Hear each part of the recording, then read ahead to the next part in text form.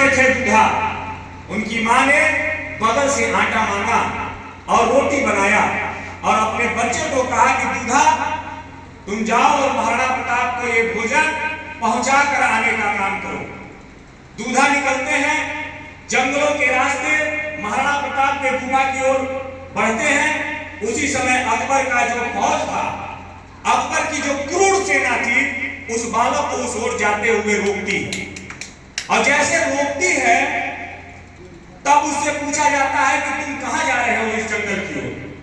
दूधा समझ गया कि अकबर की सेना की मंशा क्या है और उन्होंने अब तेज गति कर दी और तेजी से जंगल के अंदर भागने लगा। पहाड़ से जाकर टकरा जाता है, उसे चोट आती है, वो गिर पड़ता है और उस बालक पर उस क्रूर सेना का जो सैनिक है वो तलवार से वार करता है और उनकी कलाई कट जाती है। कलाई कटने के बाद वो बेहोश हो जाता है, लेकिन फिर उसकी चेतना जागृत होती है और फिर वो निकल पड़ता है।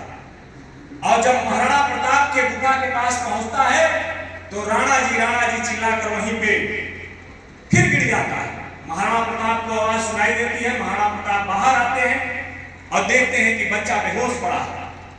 महाराणा प्रताप ने पानी मंगाकर छींटा मारा उस पे और उसे जगाने का प्रयास किया। जब उसे होश आया तो उसने दूसरे हाथ में अपनी पोटली को महाराणा के हाथ से बांध दिया और कहा कि मेरी माँ ने जो रोटी बनाई थी, आज जो मेरी जिम्मेवारी थी परिवार को आपको भोजन पहुंचाने की, उसी रोटी को लाने के लिए मैं आया था और मेरे साथ ये घटना हुआ। महाराणा प्रताप की बहादुर साहसी होते हुए भी उनकी आंखों से आंसू टपकते हैं और कहते हैं कि बच्चे तुम्हें इस प्रकार के इतना रिस्क लेने की जरूरत ही क्या थी। तो उस बच्चे के मुंह से निकलता है कि हे अभिदाता, आप अकबर के खिलाफ लड़ने में, अपने संस्कृति और स्वाभिमान की रक्षा करने में जब आपका पूरा परिवार जंगल में है तो हमारे इस बलिदान का उस बलिदान के सामने कोई मूल्य नहीं। अब समझने की बात है कि भीलों का भी महाराणा प्रताप के प्रति क्या समर्पण रहा।